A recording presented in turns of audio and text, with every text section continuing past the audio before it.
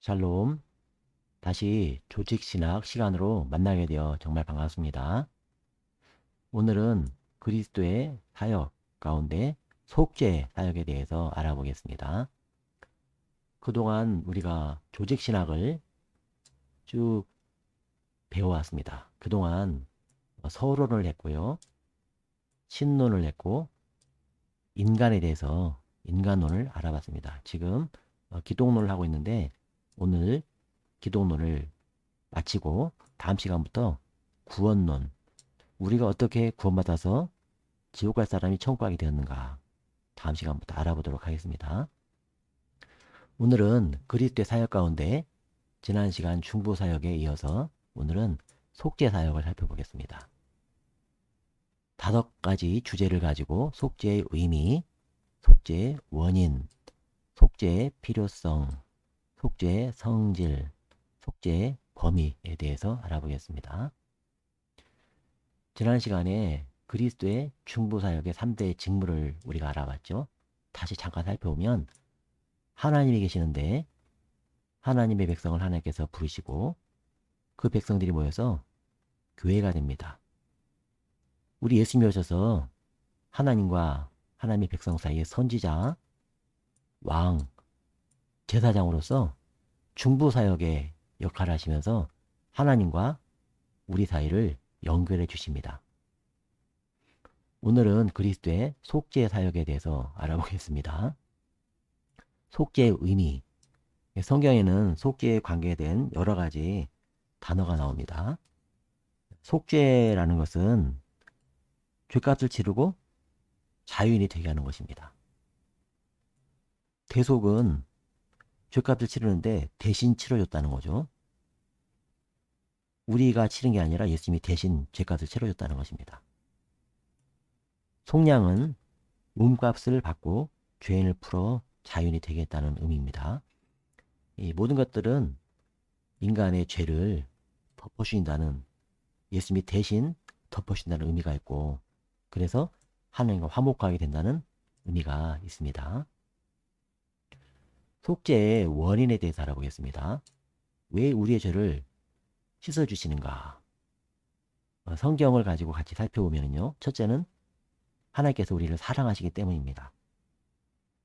로마서 5장 8절에 보면 우리가 아직 죄인 되었을 때 그리스도께서 우리를 위하여 죽으심으로 하나님께서 우리에 대한 자기의 사랑을 확증하셨느니라 말씀하십니다.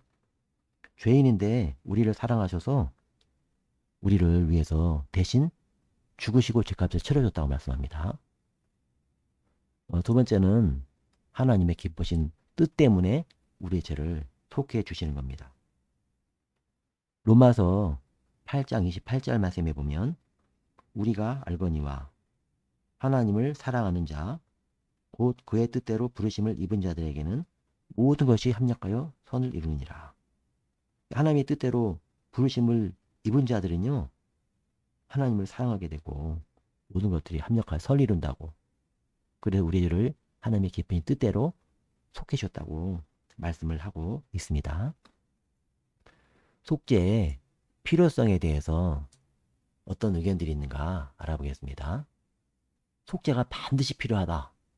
예수님의 속죄가 반드시 필요하다고 주장하는 것이 바로 프로테스탄트, 청교도, 바로 우리가 믿는 신앙을 가진 사람들이 속죄는 반드시 필요하다고 성경적 근거를 가지고 말씀을 합니다.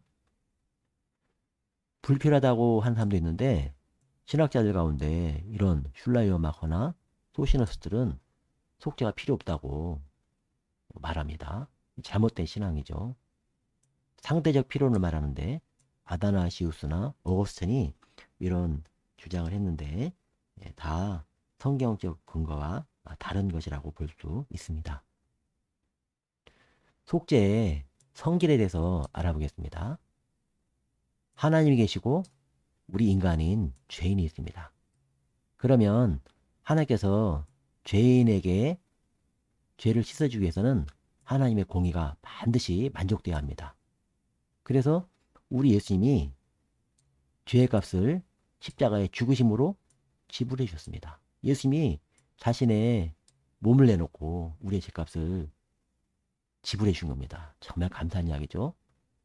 우리 예수님께서 하나님과 우리 죄인 사이에서 죄값을 대신 내주신 겁니다. 대신 갚아주신 거죠. 그리고 우리 예수께서 순종하심으로 공의가 만족이 되었습니다.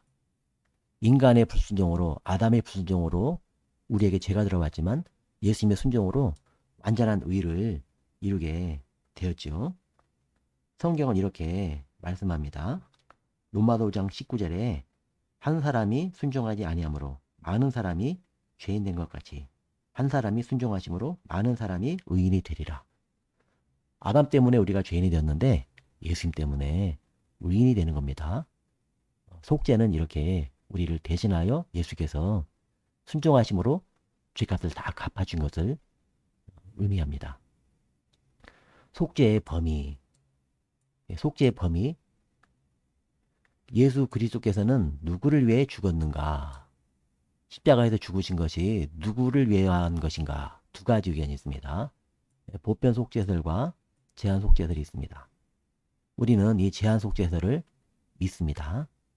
먼저 보편 속죄설을 살펴보면 하나님께서 이 땅의 모든 사람들에 대하여 간섭하십니다. 모든 사람들의 죄를 다 대속했지만 하나님의 손에 잡히는 자만 구원받는다는 이런 주장을 하는 사람들인데 알미니안주의자들입니다. 이것은 성경적으로 옳지 않습니다. 성경은 분명히 죄인이 있는데 하나님께서 선택한 사람들, 바로 우리 같은 사람들은요, 때가 되면 예수를 믿는 거예요. 그러나 육이 된 사람들은 끝까지 예수님 안 믿는 겁니다. 죽어가면서도 예수 믿으시라고 해도 안 믿는 거죠. 그래서 우리가 이런 걸 보면서 우리를 선택해 주셨다. 여기에 대해서 기뻐하고 감사해야 됩니다. 예수 그리스도는 선택받은 자만을 위해서 죽으셨다는 것이 칼빈주의고 우리는 이것을 믿고 따릅니다. 그러면 왜 전도할까요? 하나님께서 선택한 사람들을 우리가 찾아서 불러오는 것입니다. 하나님께서 선택해 놓으셨으니까 우리가 와서 불러와서 예수 믿고 함께 천국 가는 것이 바로 우리가 전도하는 것입니다. 우리 예수님이 우리 대신 죽으시고 천국으로 인도하시는 그 은혜를 받은 우리 사랑하는 소모님들, 그 예수님의 은혜 가운데 복된 하나님의 은혜를 누리고 하나님과 화목하는 행복한 삶이 다 되시기를 바랍니다. 오늘은 여기까지 하겠습니다. 감사합니다. 다음에 또 만나겠습니다.